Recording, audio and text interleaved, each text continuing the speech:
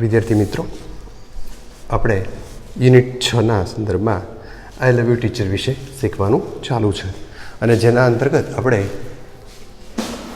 બે પાર્ટમાં હેલન અને એના ટીચર મિસ સુલિવાન વિશે શીખી ચૂક્યા છે. હેલનના અભ્યાસક્રમના સંદર્ભમાં મિસ સુલિવાન દ્વારા જે પોતાની આંખોનું સેક્રિફાઈસ કરવામાં આવ્યું, બલિદાન આપવામાં આવ્યું, પોતાની આંખોની કેર કર્યા વગર એમણે જે શિક્ષણ કાર્ય ચાલુ રાખ્યું હતું અને એના પરિણામે હેલને કહેવું પડ્યું છે કે આઈ લવ યુ ટીચર. હેલન પોતાના ટીચરને ચાહે છે એવી વાત કરી ચૂક્યા છે.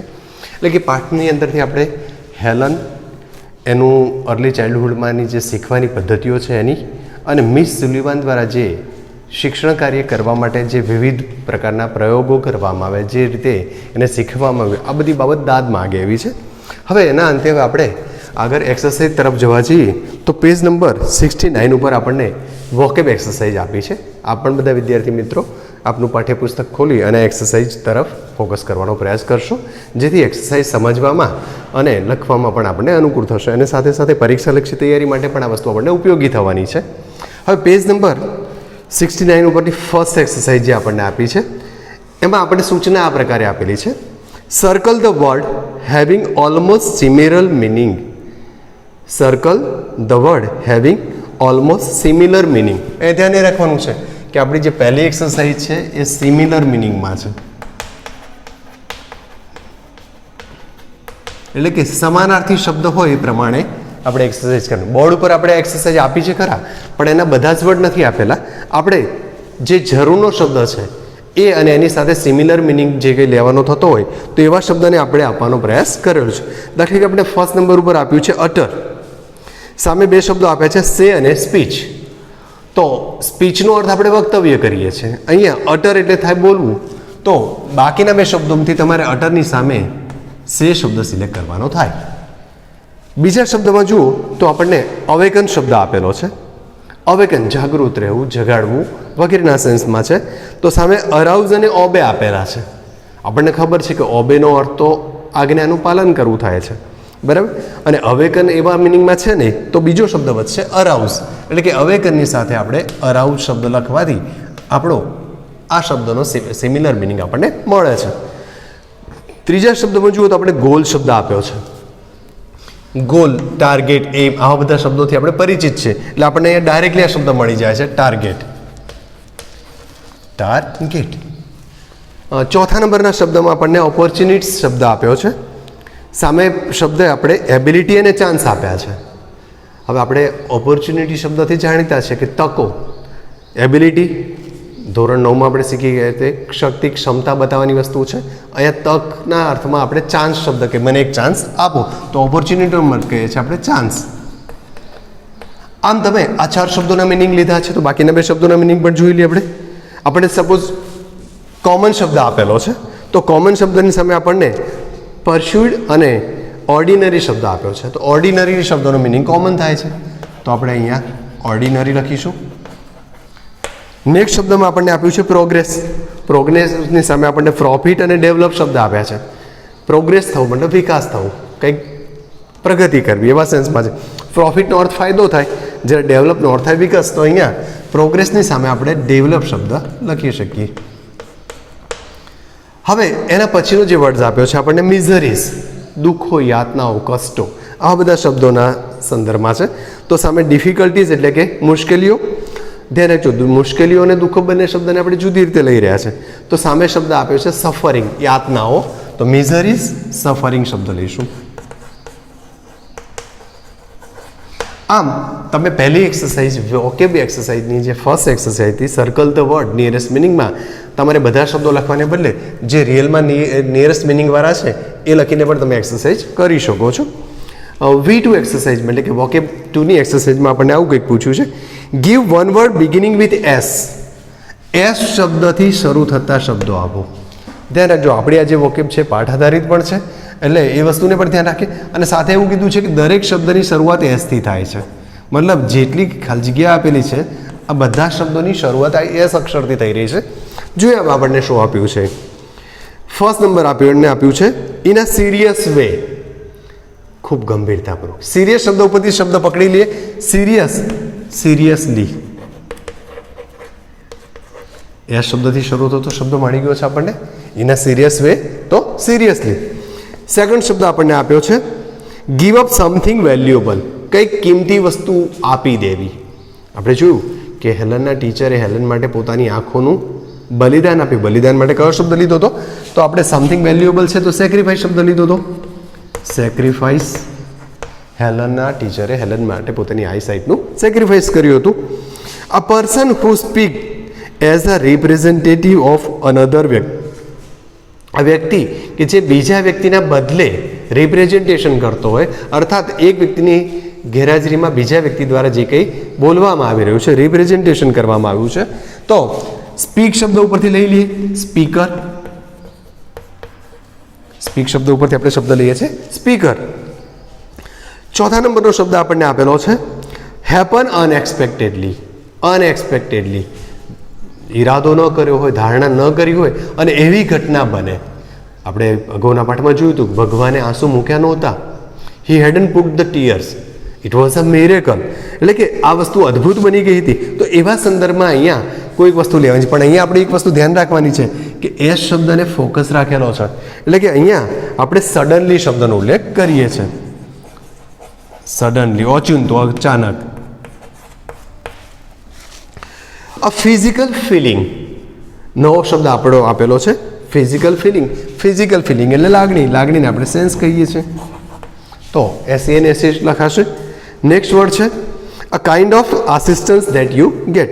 તમને એક આસિસ્ટન્ટ આપવામાં આવે, તમને સપોર્ટ કરવા માટે, ટેકો આપવા માટે. તો એના પર શબ્દ બોલી જ ગયા કે આસિસ્ટન્ટ એટલે ટેકો આપનાર. ટેકો આપનાર તો સપોર્ટ. આપણે સપોર્ટ અથવા તો સપોર્ટર પણ કહી શકીએ. પછી વ્યક્તિના સંદર્ભમાં જોઈએ તો મૂળ શબ્દ વર્ગ મળશે આપણને સપોર્ટ. એટલે કે આમ આપણે V1 અને V2 એક્સરસાઇઝ લખી શકીએ છીએ. હવે V3 એક્સરસાઇઝના સંદર્ભમાં જો તમે જોશો તો તમને કેટલાક વર્ડ્સ આપેલા છે. આપણે ફક્ત વર્ડ્સ જ આપ્યા છે. Imitating, behind, movements, finger movements, exciting, boredom, આવા બધા વર્ડ્સ તમને બ્રેકેટમાં આપેલા છે. એટલે કે સૂચના જોઈએ તો આવી છે complete the paragraph by putting the letter for the correct word in blanks. અહીંયા લેટર શબ્દની વાત કરી છે. એટલે કે લેટર મૂકવાની વાત કરી તો કેમ થયું? તો અહીંયા જુઓ તમે તમારા બ્રેકેટ્સની અંદર જોશો તો આ દરેક શબ્દની આગળ A, B, C આવું કંઈક આપેલું છે. હવે આપણે પેરેગ્રાફને વાંચવા માટે જ્યારે પ્રયાસ કરશું ત્યારે ABC થી વાંચવા જઈશું ને કદાચ ઉપરનો વર્ડ મિસપ્લેસ થશે તો જવાબમાં આપણને થોડીક મુશ્કેલી પડશે. એટલે આપણે ABC મૂકવાને બદલે એ બ્લેન્ક્સની અંદર જે સાચો જવાબ આવે છે ABCD નથી મૂકવું, આપણે શબ્દ જ મૂકવાનો પ્રયાસ કરીએ છીએ. જોઈએ હવે આપણી એક્સરસાઇઝમાં શું છે. Last Sunday there was a elocution competition in my school. Paragraph પણ રીડ કરતા રહેશો સાથે સાથે. Last Sunday there was an elocution competition in my school. elocution competition વક્તૃત્વ સ્પર્ધા. ગયા રવિવારે શાળામાં વક્તૃત્વ સ્પર્ધા હતી. all the students gathered in the hall. બધા જ વિદ્યાર્થીઓ હોલની અંદર gathered એટલે કે ભેગા થયા હતા. I was sitting પછી બ્લેન્ક્સ આપી છે my friend. હવે મિત્રના આગળ પાછળ આજુબાજુ બેઠા હતા એવું કંઈક કેવું છે? તો હવે પ્લેસ બતાવતું જો કોઈ પ્રેપોઝિશન આપ્યું હોય તો આપણને બિહાઇન્ડ આપ્યું છે કે જે સ્થાન બતાવે છે. આપણે ફંક્શન શીખવાની શરૂઆત કરી છે ત્યારે આ વસ્તુની થોડીક ચર્ચા કહી ચૂક્યા છે. In, on, under, near, behind, in front of. તો અહીંયા બિહાઇન્ડ નામનું પ્રેપોઝિશન આપણને મળી રહ્યું છે, સ્થાન બતાવે છે. I was sitting behind my friend. તમારે જો આન્સરને રીતે જોવા જાવ તો બી લખવાનું થાય, પણ આપણે બી નથી લખવું, આપણે બિહાઇન્ડ લખવું છે ખાલી જગ્યામાં. I was sitting behind my friend. My friend was enjoying program, but I didn't. મારા મિત્રને આ પ્રોગ્રામમાં મજા આવી રહી હતી, but I didn't. પણ મને આ પ્રોગ્રામ જોવામાં મજા આવતી નહોતી. So I made some. એટલે મેં નવરા બેઠા, ફ્રી બેઠેલો હતો, કંટાળો આવતો હશે કે એવું કંઈક સિચ્યુએશનમાં મેં ખાલી જગ્યા આપણે ગેપ્સ આપી છે. So I made some blanks on his back and asked him what I had written. મેં મારા મિત્રના બેક, બરડાના પીઠના ભાગમાં શું કર્યું હશે? તો finger movement. I had made some finger movement on his back and asked him what I had written, મેં એને પૂછ્યું કે મેં શું લખ્યું તારી પીઠ ઉપર. He thought for a while, એણે થોડીક વાર વિચાર કર્યો.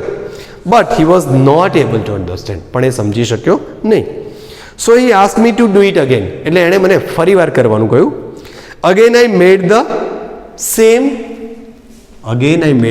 સેમ મૂવમેન્ટ, મેં ફરી વાર પાછી એ જ મૂવમેન્ટ કરી. Again I made the same movement. So he ask me to do it again, એણે મને ફરી વાર કરવાનું કહ્યું હતું. I made the same movement and he started ખાલી જગ્યા the movements that I had made my finger. He started, એણે શું કર્યું છે? Imitating. He started imitating the movements, એણે મેં જે પ્રકારે આંગળીઓ હલાવી હતી ને ફેરવી હતી એ પ્રમાણે એને ઇમિટેશન કરવાનું શરૂ કર્યું. At last he found that I wrote the word boredom. એણે મારી જે ઇમિટેટિંગ પ્રક્રિયા હતી એને ફોલો કરવાનો ટ્રાય કર્યો અને અંતે એને ખબર પડી કે હું એની પીઠ ઉપર બોર્ડમ શબ્દ લખી રહ્યો હતો. અર્થાત મને આ વસ્તુમાં મજા પડતી, એટલે મારા માટે આ બોર્ડમ હતું, કંટાળાજનક હતું. On his back we enjoyed this, અમે આ ગેમ એક્સાઇટિંગ ખૂબ જ રસપ્રદ રીતે માણી લીધી. વી એન્જોયડ ધીસ એક્સાઇટિંગ ગેમ, અમને આ રમત રમવામાં ખૂબ મજા પડી. આમ આપણે V3 નામની એક્સરસાઇઝનો કરવાનો પ્રયાસ કરવાનો છે. V4 એક્સરસાઇઝમાં તમને સૂચના કંઈક આવી આપેલી છે. Pair the word similar in meaning, ફરીવાર સિમિલર મિનિંગ છે, પણ અહીંયા એક વસ્તુ આપણે કરી છે કે વન સાઇડના વર્ડ, કારણ કે ડબલ પેરમાં શબ્દો છે એટલે એક પેરનો શબ્દ મેં તમને આપવાનો પ્રયાસ કરેલો છે, બીજી પેર આપણે અંદરથી શોર્ટ આઉટ એટલે કે શોધવાની છે. અહીં આપણને શબ્દો આપેલા છે: awaken, average, utter, obey, soul, main, miracle, path, prime, target, rapidly, win over, separate, arise, goal, speak, aims, speedily, overcome, આ પ્રમાણેના શબ્દો આપેલા છે. આપણે એક એક શબ્દને લેવાનો પ્રયાસ કરીએ છીએ. તો અહીંયા આપણે પહેલો શબ્દ અવેકન આપ્યો, તો અગાઉ પણ અવેકન શબ્દ આપણે જોઈ લીધો. તો અવેકનના શબ્દમાં આપણે કયો શબ્દ સમાનાર્થી મળવાનો છે? તો અરાઉઝ. અરાઉઝ નામનો શબ્દ આપણને એના સિમિલર મિનિંગ તરીકે મળવાનો છે. બીજો શબ્દ હતો અટર. આપણે અટર માટે સે શબ્દ શીખ્યા હતા. અહીંયા આપણને સે નથી આપ્યો, અહીંયા આપણને આપ્યું છે સ્પીક. અટર માટે કયો શબ્દ આપ્યો છે આપણને? સ્પીક શબ્દ અહીંયા આપેલો છે. ત્રીજો શબ્દ છે મેઇન, મુખ્ય. પ્રાઇમ, ગોલ, તો આપણે અહીંયા પ્રાઇમ શબ્દને સિલેક્ટ કરીશું. આ જ પદ્ધતિથી આપણે બીજા પણ કેટલાક શબ્દો અહીંયા આપણને આપેલા છે એને જોઈએ તો ટાર્ગેટ શબ્દ આપ્યો છે, ગોલ, અહીંયા ગોલની સાથે સાથે આપણને ગોલ શબ્દ આપેલો જ છે એટલે કે ગોલ શબ્દ લઈ શકીએ છીએ. રેપિડલી, ઝડપથી. રેપિડલી માટે આપણને શબ્દ સ્પીડીલી આપેલો છે, સ્પીડીલી અથવા તો સ્પીડલી. પછીનો એક શબ્દ છે વિન ઓવર. વિન ઓવર મતલબ વિજય પ્રાપ્ત કરવો, મતલબ થશે ઓવરકમ. ઓવરકમ. તો આ પ્રમાણે તમે સિમિલર મિનિંગ વોકેબના સંદર્ભમાં આપણે તૈયાર કરવાના છે અને 3 માર્કમાં આ વસ્તુ આપણા પરીક્ષાના પ્રશ્નપત્રમાં પણ જોવા મળતી હોય છે કે સિમિલર મિનિંગ કે ઓપોઝિટ મિનિંગ શોધો. તો આ વસ્તુ ધ્યાનમાં રાખશો, તમને ખૂબ હેલ્પફુલ થવાની છે. V5 એક્સરસાઇઝના સંદર્ભમાં હવે આપણે થોડુંક વિચારીએ છીએ. તો V5 એક્સરસાઇઝ પણ આ જ પદ્ધતિમાં ફોલો કરતી એક્સરસાઇઝ છે, થોડુંક એક જુદું લીધું છે. Tick mark the word opposite. અહીંયા ઓપોઝિટ શબ્દ ઉપર ફોકસ થયેલો છે. ઓપોઝિટ મતલબ વિરોધાર્થી. ઓપોઝિટ શબ્દ શોધો. અહીંયા પણ તમને આપણે એક શબ્દ આપી દીધેલો છે ને બાકીનો શબ્દ, બાકી જે ઓપ્શન આપણને 4 આપ્યા છે એમાંથી શોધવાનો પ્રયાસ આપણે કરીએ છીએ. ફર્સ્ટ વર્ડ આપ્યો છે. અહીંયા જો કે એક સૂચના એ પણ છે કે tick mark the word opposite in meaning and use it in your own sentence. Opposite શોધો એટલું જ નથી, પણ એનો વાક્ય પ્રયોગ પણ કરવાની સૂચના તમને આપેલી છે. જો આપણે પહેલો વર્ડ કયો છે તો ફર્સ્ટ વર્ડ છે ઓર્ડિનરી. આપણે જાણીએ છીએ કે ઓર્ડિનરી શબ્દ નો ઓપોઝિટ વર્ડ શું થઈ શકશે? તો સામે આપ્યા છે જનરલ, કોમન, એવરેજ અને એક્સ્ટ્રા ઓર્ડિનરી. ઓર્ડિનરી એટલે સામાન્ય, અહીંયા ઓપોઝિટ વર્ડ લખી રહ્યા છે તો એક્સ્ટ્રા ઓર્ડિનરી. કોઈક વિદ્યાર્થીનું ગણિત વિજ્ઞાનમાં 100માંથી 100 માર્ક લાવે છે, કે તો મેથ્સની અંદર એટલે કે સાયન્સની અંદર 100માંથી 100 માર્ક લાવતો હોય તો આપણે કહીએ છીએ કે એનું પ્રદર્શન આ વિષયમાં ખૂબ જ સારું છે. ધારો કે મોહન નામનો છોકરો છે ને 100માંથી 100 માર્ક લઈ આવ્યો છે મેથ્સમાં, તો મોહન્સ જે એનું પ્રદર્શન છે, જે એનો ગોલ છે, એનો ટાર્ગેટ છે, એ ખૂબ જ એક્સ્ટ્રા ઓર્ડિનરી છે. એવું પણ કહી શકીએ મોહન હેડ N extra ordinary skill. Mohan head N extra ordinary skill in maths. જો એ સાયન્સમાં લઈ આવતો તો સાયન્સમાં, અને ઇંગ્લિશમાં લઈ આવતો તો ઇંગ્લિશમાં. તમે આવું પણ વાક્ય બનાવી શકો. સેકન્ડ વર્ડ આપણને આપ્યો છે કનેક્ટ. કનેક્ટની સામે આપણને વર્ડ આપ્યા છે જોઈન, ડિસ્કનેક્ટ, ડીકન્ટેન્ટ અને જોઈન્ટ. અહીંયા ધ્યાને રાખવાનું છે કે આપણે કનેક્ટનો બાજુમાં આવતો શબ્દ જોઈન છે, સિમિલર લેવાનો હતો જોઈન લઈ લેતા, આપણે ઓપોઝિટ લેવાનો છે, એટલે કનેક્ટનો ઓપોઝિટ થશે ડિસ્કનેક્ટ. ડિસ્કનેક્ટનો વાક્ય પ્રયોગ કરવાનો થશે. શું કરીશું? My father got angry. તમે કંઈક ફોન કર્યો છે પપ્પાને, પપ્પા ઓફિસમાં આવે અને કોઈ કારણસર ગુસ્સામાં છે, તો my father got angry and he disconnected the phone. એ ગુસ્સે થયા અને એમણે ફોન કટ કરી નાખ્યો. આ પ્રમાણે તમે વાક્યને લઈ શકો છો. થર્ડ વર્ડ એટલે કે ત્રીજો શબ્દ છે રેપિડલી. રેપિડલી ખૂબ જ ઝડપથી. ક્વિક, ફાસ્ટ, ક્વિકલી અને સ્લોલી. તો ઓપોઝિટ વર્ડ છે એટલે આપણે સ્લોલી સિલેક્ટ કરીશું. શી વોકડ વેરી સ્લોલી. એ ખૂબ જ ધીરેથી ચાલે છે. આવું વાક્ય પ્રયોગ પણ તમે કરી શકો છો. એબિલિટી માટે શબ્દ છે ડિસેબલ, એક્યુરેટ, ડિસેબિલિટી અને સ્કિલફુલ.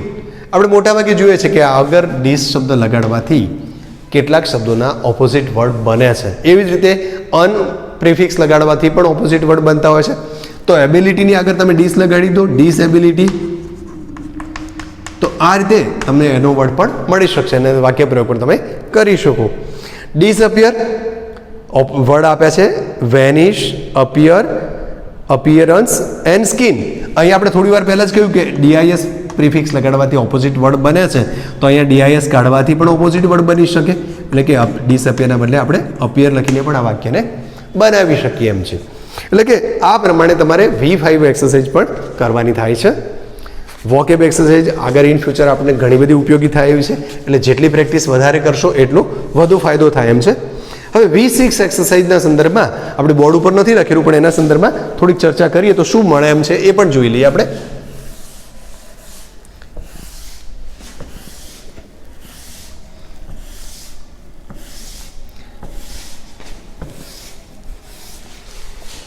V6 એક્સરસાઇઝમાં આપણને કહ્યું છે કે per the sentences focusing on the meaning of the underline words. Meaning of the underline, આપણે દરેક વાક્યના આખા વાક્યો નથી લખી રહ્યા, પણ જે મિનિંગવાળા વાક્યો છે એને જ આપણે ફોકસ કરવાનો ટ્રાય કરીએ છીએ. આપણને 5 વાક્યો આપ્યા છે. એમાં ફર્સ્ટ વાક્યમાં આપણને ઇમિટેટિંગ શબ્દ આપેલો છે. બીજા સેન્ટેન્સમાં આપણને સેન્સ શબ્દ આપેલો છે. ત્રીજા સેન્ટેન્સમાં કનેક્ટેડ આપેલું છે. ચોથામાં આપણને ઓબેડ આપેલું છે. અને પાંચમામાં આપણને ગોલ શબ્દ આપેલો છે. દરેક સેન્ટેન્સ આખા આપણને આપેલા છે. આપણે આખા સેન્ટેન્સના બદલે અંડરલાઇન કરેલો જે વર્ડ છે એને લેવાનો પ્રયાસ કર્યો છે. હવે બી પાર્ટમાં એની સામે જે વાક્યો આપ્યા છે એ વાક્યોને પણ આપણે જોઈએ તો ત્યાં આપણે એવા કેટલાક શબ્દો છે. પણ હવે આપણે ફર્સ્ટ સેન્ટેન્સ જે છે એના સંદર્ભમાં જોઈએ તો Helen got interested in the play and started imitating. Imitating કરવું એટલે નકલ કરવી. તો નકલ કરવા માટે કયો શબ્દ મળ્યો છે સામેથી? તો તમે થોડાક જો બી પાર્ટના વાક્યોને એકવાર રીડ કરશો તો કોપિંગ શબ્દ આપણને મળી રહ્યો છે. જુઓ ચોથા નંબરના વાક્યમાં માય ફ્રેન્ડ વોઝ કોપિંગ. તો કોપિંગ વાળું વાક્ય તમારે અહીંયા સામે લખવાનું થાય. My friend was coping in the examination. Copy કરતો હતો. બીજા નંબરનું જે વાક્ય છે it was also base on the sense of touch. Sense of touch, સ્પર્શ શિક્ષણની વાત કરી હતી. તો સેન્સના સંદર્ભમાં આપણે જોવા જઈએ તો સેન્સ એટલે ફિલિંગ. સેન્સનો મતલબ કરીએ છીએ ફિલિંગ. તો આ ફિલિંગવાળું વાક્ય તમારે સામે લખીને આ વાક્યને લખવાનું થશે આન્સરમાં. ત્રીજો શબ્દ આપે તો connected. Helen was connected to the world throw the words. અહીંયા કનેક્ટ કરવું મતલબ જોઈન કરવું.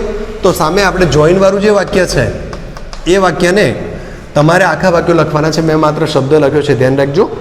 તમારે આખા સેન્ટેન્સ લખવાના છે. જેલિન જોઈન્ડ હર જોબ લાસ્ટ વીક. એના પછીનો શબ્દ આપણને આપ્યો તો ઓબેડ. ઓબેડ મતલબ પાલન કરવું, અનુશાસન કરવું. તો ફોલો શબ્દ આપણે પહેલી જ લીટીમાં આપેલો છે, તો ફોલો વાળું વાક્ય લખીશું તો આપણે આવું લખીશું, the soldiers follow the commanders order. સૈનિકો કમાન્ડરના ઓર્ડરને ફોલો કરી રહ્યા છે. પછીનું જે આપણને શબ્દ આપ્યો તો ગોલ. આ ગોલ શબ્દના વિશે વિચારીએ તો ગોલનો મતલબ ટાર્ગેટ થાય, એવું અગાઉ પણ શીખી ગયેલા હતા. તો TAR ટાર્ગેટ વાળું જે વાક્ય છે, Helen's prime goal was to help blind. હેલનનો મુખ્ય ધ્યેય હતો બ્લાઇન્ડને મદદ કરવું. સામે આપણને વાક્ય મળ્યું, my main target is passing the PSI exam. આપણા સંદર્ભમાં જોઈએ તો હાલનો આપણો target passing the SSC exam. પહેલો ટાર્ગેટ આપણો SSC એક્ઝામ પાસ કરવાનો છે. તો આ રીતે પણ તમે આ V6 એક્સરસાઇઝમાં આગળ વધી શકો એમ છો. હવે V7 નામની જે એક્સરસાઇઝ આપણને આપી છે એના સંદર્ભમાં થોડીક ચર્ચા જોઈએ તો એ લગભગ આપણે 10 વર્ડ આપેલા છે. આપણે 10 શબ્દો બોર્ડ ઉપર નથી લઈ રહ્યા, એમાંથી કેટલાકનો પ્રયાસ કરીએ છીએ અને સાથે સાથે ડિસ્કશન પણ કરતા જઈએ છીએ. આપણને દાખલા તરીકે આવા શબ્દો આપ્યા છે, two follow orders,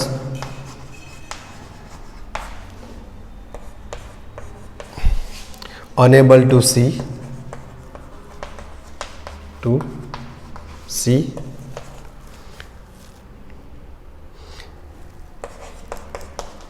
except for, unable to hear,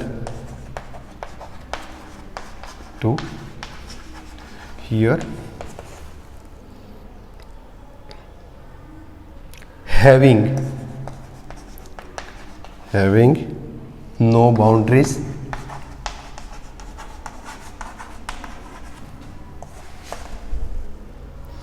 skill to do something,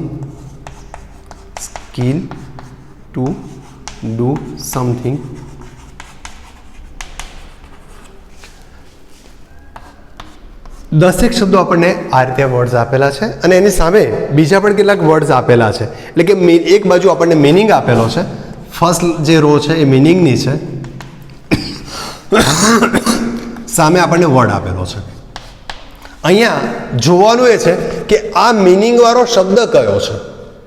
આપણે શોધતા એ રીતે ચાલવાનું થશે કે ટુ ફોલો ઓર્ડર કયા શબ્દના મિનિંગ થાય, અનેબલ ટુ સી એ કયા શબ્દનો મિનિંગ થાય. હવે સામે છેડે તમે જુઓ તો તમને apart from, miracle, progress, blind, sacrifice, deaf, boundless, provide, obey અને એબિલિટી આ બધા શબ્દો આપેલા છે. ફર્સ્ટ રોમાં આપણા મિનિંગ છે અને સેકન્ડ રોની અંદર આપણને અપાર્ટ ફ્રોમને એવા બધા વર્ડ આપ્યા છે. હવે ટુ ફોલો ઓર્ડર્સ માટે કયો શબ્દ લઈએ તો સામેના લિસ્ટમાં તમે જોવા જાઓ તો નીચેથી બીજા નંબરનો, એટલે કે આપણા ઉપરથી ક્રમ આપો તો 9મા નંબરનો શબ્દ છે ઓબે. તમે અહીંયા ઓબે શબ્દનો ઉપયોગ કરી શકો, એટલે ઓબેનો મિનિંગ થાય ટુ ફોલો ધ ઓર્ડર. બીજો શબ્દ આપણને આપ્યો છે enable to C. Enable to C કોણ હોય તો સામે છેડે તમે જોવા જશો તો જે વ્યક્તિ બ્લાઇન્ડ છે એ અનેબલ ટુ સીમાં આવશે, એટલે કે એ જોઈ શકતો નથી. બ્લાઇન્ડનો મતલબ થાય unable to see. Except for તો ત્યાં મિનિંગ મળશે આપણને apart for. Unable to hear સાંભળી નથી શકતું તો આપણે એને શું કહીએ છીએ, ડેફ. હેલન મારા પાઠમાં આપણે શીખી ચૂક્યા છે. હવે આ જે 4 શબ્દોના મિનિંગ તો આપણે કર્યા છે, પણ 4 શબ્દોના મિનિંગને આપણે સેન્ટેન્સમાં પણ લેવાના છે. સેન્ટેન્સમાં લઈએ તો શું થાય, ટુ ફોલો ઓર્ડર. તો તમે આ જ પેજ ઉપર જો પેજ નંબર 70 ઉપર આપણી જે ફર્સ્ટ રો છે V6ની એક્સરસાઇઝમાં પહેલા નંબરનું સેન્ટેન્સ જ હતું, ત્યાં જુઓ the soldiers follow the commanders order. તો આ વાક્ય તમે અહીંયા ઉપયોગ કરી શકો. The students follow the teachers order. વિદ્યાર્થીઓએ શિક્ષકની આજ્ઞાનું પાલન કર્યું. આવી રીતે પણ વાક્ય બની શકાય. અનેબલ ટુ સી, બ્લાઇન્ડ, તો હેલન વોઝ અ બ્લાઇન્ડ, એ જ વાક્ય હેલન વોઝ ડેફ. આ રીતે પણ તમે વાક્યોને બનાવી શકો છો. એક્સેપ્ટ ફોર શબ્દ જે આપણને આપ્યો છે એનો મતલબ થાય અપાર્ટ. રાત્રિનો સમય અંધકારનો હતો અને વર્ગમાંથી કે ઘરમાંથી બહાર જવાનો પ્રશ્ન આવ્યો તો કોઈ વ્યક્તિ તૈયાર ન થયું, ફક્ત એક વ્યક્તિ તૈયાર થયું એવું આપણે કેવું છે. તો મોહન ઓનલી અથવા તો apart from Mohan no one was ready to go out in such a dark night. આવી અંધારી રાતમાં કોઈ બહાર જવા માટે તૈયાર નહોતું, ફક્ત એકલો મોહન તૈયાર થયો. આમ આ રીતના મિનિંગો પણ લઈ શકાય. હેવિંગ નો બાઉન્ડ્રી, જેને બાઉન્ડ્રી નથી એને શું કહે છે તો આપણને સામે શબ્દ આપ્યો છે બાઉન્ડલેસ. કયો શબ્દ આપણને આપેલો છે? બાઉન્ડલેસ. જ્યારે પરીક્ષામાં ફર્સ્ટ નંબર આપણો આવતો હોય, સારા એવા ટકા લઈ આવે, તો આપણા આનંદનો તો કોઈ સીમા ન રહે, પણ સાથે સાથે આપણા પેરેન્ટ્સ પણ બાઉન્ડલેસ જોય અનુભવતા હોય છે, એટલે કે એમના આનંદની કોઈ સીમા રહેતી નથી. પછી એક શબ્દ આપણને આપ્યો હતો સ્કિલ ટુ ડુ સમથિંગ, કોઈ પણ વસ્તુ કરવાની સ્કિલ, આવડતને આપણે એબિલિટી કહીએ છીએ. તો he has an extraordinary ability to do મેથ્સના દાખલા કરવાની જે છે એની શક્તિઓ અસાધારણ છે. તો આવી રીતે એબિલિટીની સાથે શબ્દ લઈ શકાય એમ છે. પછી જે 3-4 શબ્દો બાકી છે એને જોઈએ તો ગીવ અપ સમથિંગ વેલ્યુએબલ, કંઈક સમથિંગ વેલ્યુએબલ આપી દેવું. અગાઉ આ શબ્દ આવી ગયેલો છે, તો આપણે સેક્રિફાઈસ શબ્દનો ઉપયોગ કર્યો છે. હેલન્સ ટીચર સેક્રિફાઈસ હર આઈસાઇટ, આ વાક્ય પ્રયોગ પણ આપણે કરી ચૂક્યા હતા. બીજો એક શબ્દ આપણને આપ્યો છે to develop a higher stage. To develop a higher stage મતલબ સમથિંગ પ્રોગ્રેસિવ, કંઈક પ્રગતિ કરવી. તો પ્રોગ્રેસ શબ્દ આપણને મળે છે ત્યાં, તો એનો પણ વાક્ય પ્રયોગ તમે કરી શકો. અ વેરી અમેઝિંગ ઇવેન્ટ, ખૂબ જ અદ્ભુત ઘટના. આપણે ફરી પાછા પેલા પાઠમાં જતા રહીએ. ભગવાને આંસુ મૂક્યા નહોતા, it was a miracle. Amazing event, આ વાક્ય રચના પણ તમે અહીંયા લઈ આવી શકો છો. અને છેલ્લું વાક્ય છે ટુ મેક અવેલેબલ મતલબ to provide in Adarsh Nivasi Shala students are provided notebooks, dress, uniforms and other things by the government. આ સ્કૂલમાં જે વિદ્યાર્થીઓ અભ્યાસ કરે છે એમને આ બધી વ્યવસ્થાઓ ગવર્મેન્ટ તરફથી પ્રોવાઈડ કરવામાં આવી રહી છે.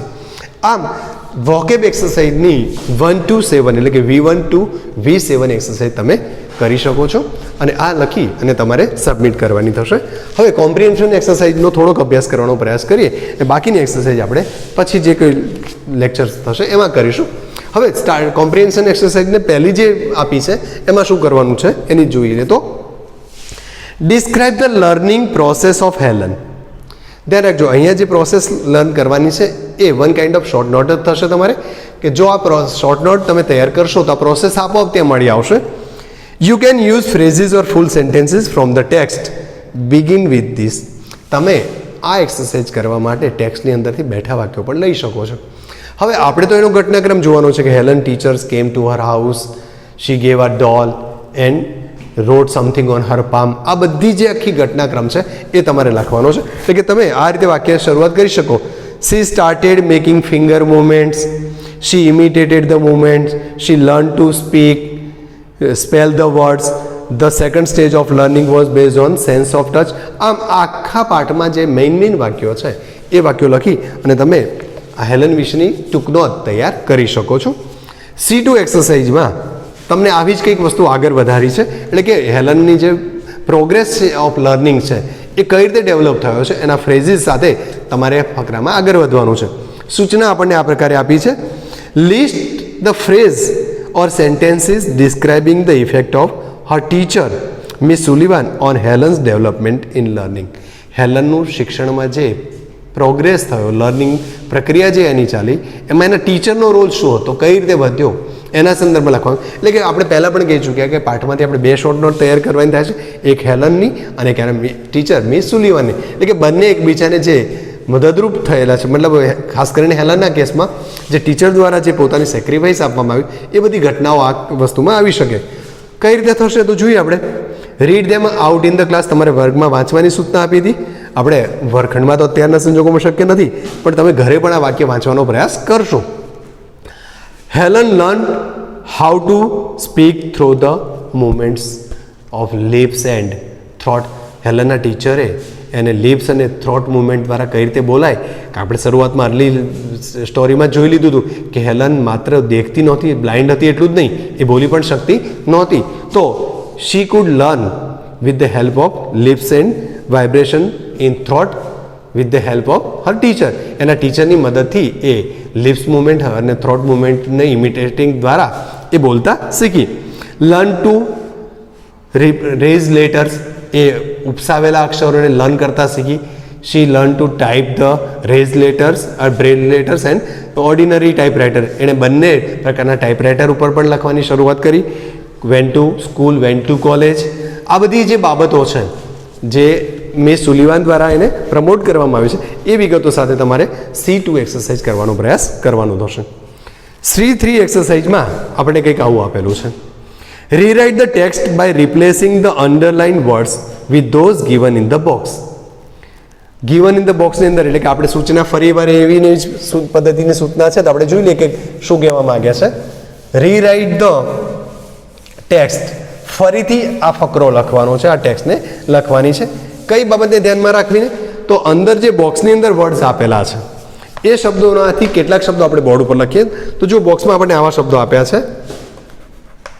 Words to throb with life, through throw with life, touching idea,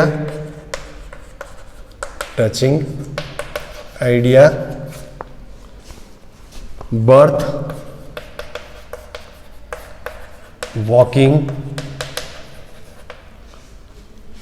in her garden,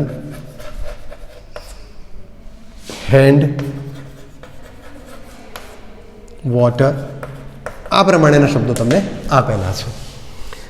હવે આપણે પેરેગ્રાફને જોવાનો પ્રયાસ કરીએ છીએ. તો some days later Helen was, underline શબ્દ છે મૂવિંગ, અંડરલાઇન શબ્દો લખી રહ્યા છે આપણે. Moving about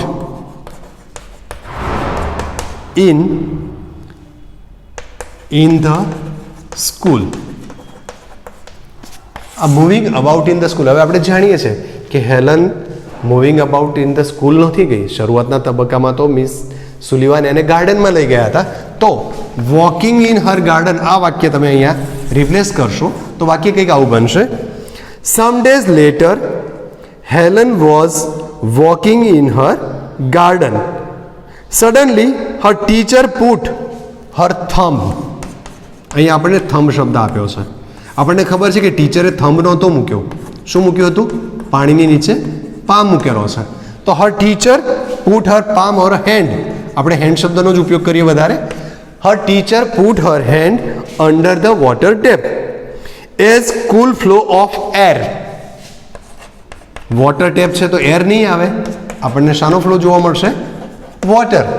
as the cool flow of water rain over Har hand. The teacher spelled water on her other foot.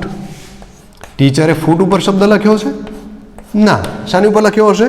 તો ટીચરે જે શબ્દ લખ્યો છે એની અધર પામ, બીજી હથેળીમાં શબ્દ. એક હાથ ઉપર પાણી પડતું હતું અને બીજા હાથમાં વોટર શબ્દ ટીચરે લખ્યો હતો. They both played the game every day. Pointing, અહીંયા આપણને શબ્દ આપ્યો છે પોઇન્ટિંગ. આપણે જોયું કે આપણા આખા પાઠમાં પોઇન્ટિંગ શબ્દ ક્યાંય જોવા નથી મળ્યો. આપણે કયો શબ્દ જોવા મળ્યો છે? ટચિંગ. પોઇન્ટિંગના બદલે આપણે શબ્દ મૂકીશું touching. They both played the game every day, touching the different objects. It awakened her soul. She came to know that everything had a name. અને એ વખતે એને ખબર પડી કે દરેક પદાર્થને નામ હોય છે.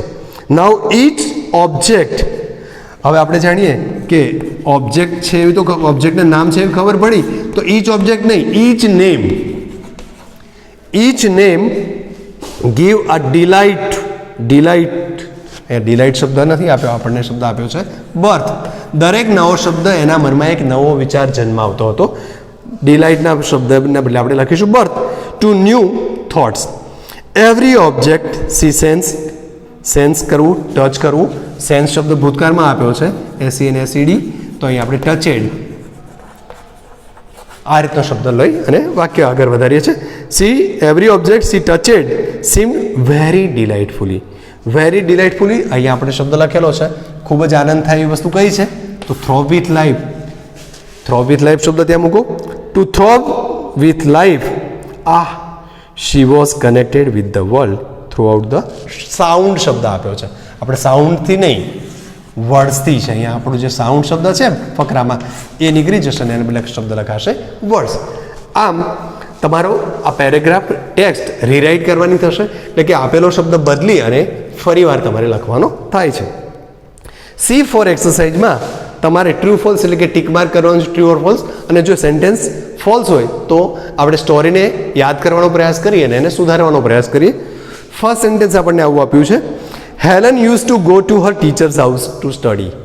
હેલન એના ટીચરના ઘરે અભ્યાસ માટે જતી હતી. વાક્ય સાચું છે? No. Helen's teacher came to her house. એના ટીચર એના ઘરે આવતા હતા. એટલે કે આ સેન્ટેન્સ તમારે આ પ્રમાણે સુધારવું પડશે. યાદ રાખવું પડશે કે આ વાક્ય ખોટું છે, કારણ કે ટ્રુ ફોલ્સ પણ આપણી કોમ્પ્રિહેન્શન ટાઈપની જે એક્સરસાઇઝ હોય છે એમાં પૂછાતું હોય, એટલે કે પરીક્ષામાં પણ પૂછાતું હોય છે. Miss N સુલેવાન gave Helen a puppet to play. એમણે એને રમવા માટે પપેટ આપ્યું હતું. જો આપણે સ્ટોરીને યાદ કરવા પ્રયાસ કરીએ તો પપેટ નામનો કોઈ શબ્દ આપણા પાઠમાં નથી. આપણને તો ડોલ શબ્દ મળ્યો હતો, તો પપેટની જગ્યાએ તમે ડોલ શબ્દ લખીને વાક્યને સુધારી શકો છો. Helen always felt very close to her teacher. Helen હંમેશા પોતાના ટીચરની પાસે જ હોય એવી લાગણી મહેસૂસ કરતી હતી. તો વાક્ય સાચું છે. ટીચરના એના જીવનમાં પ્રવેશ પછી એ ટીચરની સાથે ખૂબ જ મેચ થયેલી છે. At the Radcliffe college Helen could note down all the lectures very rapidly. Radcliffe કોલેજમાં હેલન પોતે બધા લેક્ચર રેપિડલી ઝડપથી લખી શકતી હતી. સોરી, આ વાક્ય હેલન તો લખી શકતી નહોતી. Lectures were spelled in his palm. Lectures એની હથેળીમાં લખવામાં આવતા હતા. એટલે કે આ કાર્ય બીજા દ્વારા કરવામાં આવતું હતું. Miss Sullivan would always be very serious while teaching Helen. જ્યારે એને ભણાવતા હતા ત્યારે મિસ સુલિવાન સિરિયસ રહેતા હતા. આપણે પાઠમાં જોયું કે she behave like as C F girl. એ ગર્લ હોય, પોતે નાની છોકરીઓ એવું વર્તન કરતા હતા. એટલે કે એવું સિરિયસ એ થયેલા નથી. She make learning interesting. She could not perform better in her exam due to her father's death. હેલનના પિતાનું મૃત્યુ થયું તો પરીક્ષાનું પરિણામ ખરાબ આવ્યું હતું? નો. આ વાક્ય જાણીએ છીએ કે હેલનના પિતાનું અવસાન થવા છતાં હેલન બધા વિષયમાં પાસ થઈ. તો she pass all the subject. બધા વિષયમાં પાસ થઈ છે. Miss Sullivan sacrifice her eye sight for her student Helen. Miss સુલિવાને પોતાની આંખોનું બલિદાન પોતાના સ્ટુડન્ટ માટે આપ્યું છે. તો વાક્ય તો સાચું છે, ટ્રુ છે. Helen was deeply worried about her worsening health.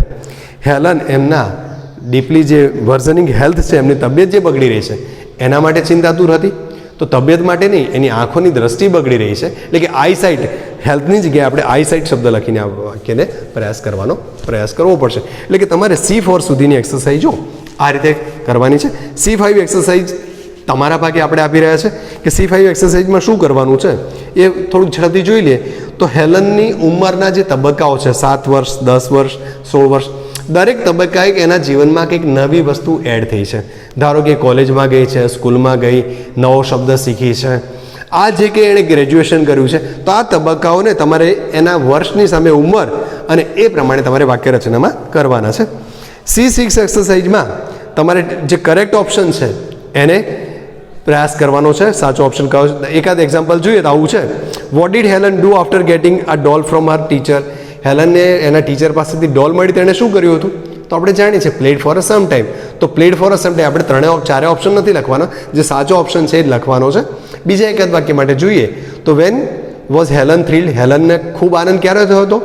તો when she started following Har teachers movement. જ્યારે પોતાના ટીચરની મુવમેન્ટને ફોલો કરવામાં સફળ થઈ ત્યારે એને ખૂબ આનંદ થયો હતો. આમ તમારે C6 સુધીની એક્સરસાઇઝો સ્વાધ્યાયની નોટમાં કરવાની છે. C7 અને અન્ય જે કે લેંગ્વેજ પ્રેક્ટિસ છે એની ચર્ચા ગ્રામેટિકલ વિભાગ જ્યારે કરશું ત્યારે લઈશું. અને પ્રશ્નોના જવાબ C7ની અંદર જે તમારા ટૂંકા પ્રશ્નો છે એનો લખવાનો પ્રયાસ તમારા થકી થશે તો વેલ એન્ડ ગુડ છે. છતાંય ન સમજાય તો એ એક્સરસાઇઝ માટેનો પ્રયાસ કરશો. લેંગ્વેજ એક્સરસાઇઝની જે કંઈ ચર્ચાઓ છે આપણે અહીંયા ઇનડાયરેક્ટ સ્પીચ વગેરે, તો રિપોર્ટિંગ ઇવેન્ટ્સના સંદર્ભમાં આપણે નેક્સ્ટ લેક્ચર જે કંઈ ગ્રામેટિકલ લેક્ચર લઈશું ગ્રામર સંદર્ભમાં ત્યારે એની ચર્ચા કરીશું. Thank you.